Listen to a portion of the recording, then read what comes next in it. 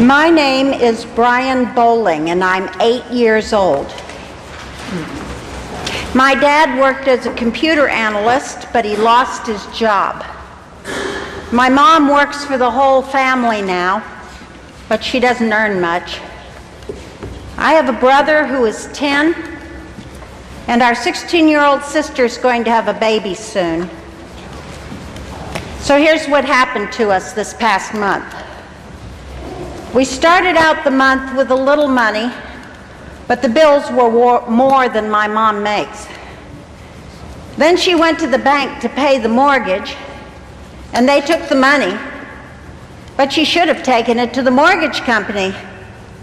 We lost that $600. Then the utility company was about to turn off our lights and heat and water.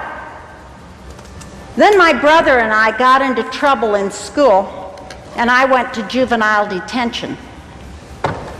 My dad was running around trying to get help from this office and that, but he kept getting in the wrong line because he didn't really know how to do it.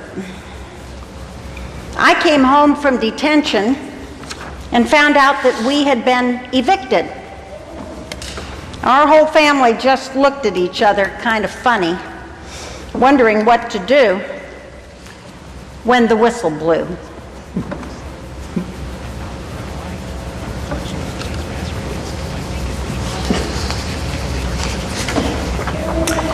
When the whistle blew, all of us returned to our own identities. I became Barbara again, and all of us in the room talked about our experience in the poverty simulation. We had taken on roles for an hour, representing 1 month in the lives of people who are living on the edge, mostly the middle class, newly poor. Our deacon, Carol Duncan, was at the event too, and she carried a baby doll around for an hour, so I guess her character experienced major child care issues as well as financial challenges. It was bad. It was bad. I played a child, and when some money fell on the floor in front of me, I grabbed it and hid it and took it home to my parents. Others in the room resorted to some illegal activity just trying to make ends meet. The organizers of the event emphasized to us that this was not a game. These were real situations, and we were challenged to see how it feels. It was a very eye-opening experience. It was walking an hour in the shoes of the poor.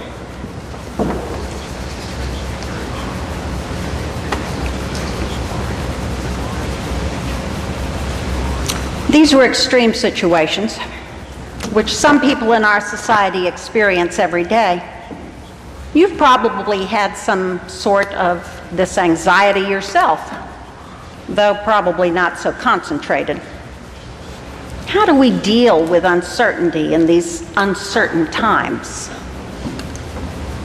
How do we deal with personal insecurity, with insecurity in our church, with insecurity in our world? I look at the great founder of the Judeo-Christian tradition, our father Abraham, in our story today, and I hear him full of insecurity. Even God can't get him to calm down for long. God says, "Don't be afraid, Abram." And he replies with his deepest fear, "What if I don't have any children?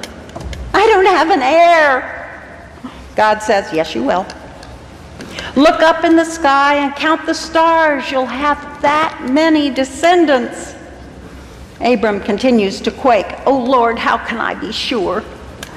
And so Abram goes to ritual to act out his fears and to move into God's realm. He lays out a sacrifice, and birds of prey swoop down, perhaps symbolic of Abraham's insecurity, swooping over this ritual act, and Abram drives them away. And then a deep and terrifying darkness descends upon him.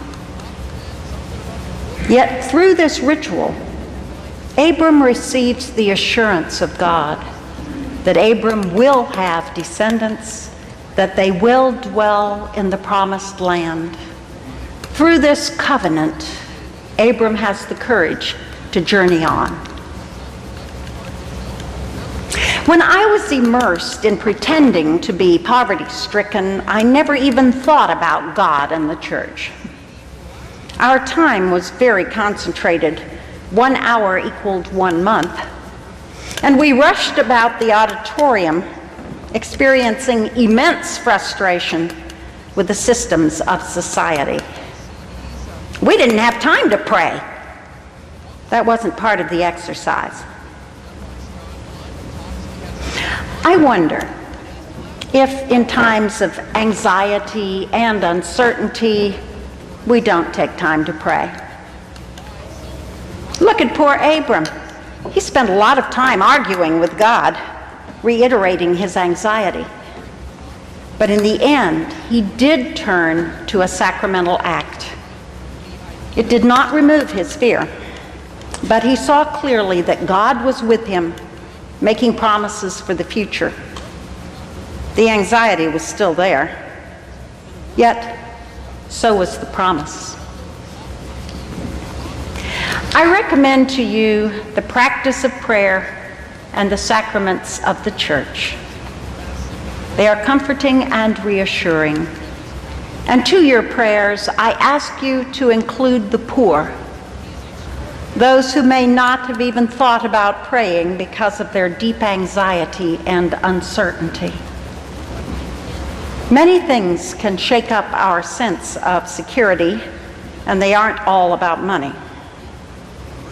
We too may experience a deep uncertainty through failing health, or the failing health of a loved one, through the failure of an institution that we trusted, a bank, a political structure, maybe even the church. Sometimes it seems like the ground is shifting under our feet and we're going down in quicksand. That is when the ritual of the church can be so comforting. Come to the table of the Lord. See the body broken for you. Drink the blood poured out for you. Join the community at the altar rail. Hold out your hands, empty with need, and receive the promise of Christ. Present your own need, your own emptiness, and be filled with the love of Christ. You may still have your fears, but you also know that God is with you, no matter what. Amen.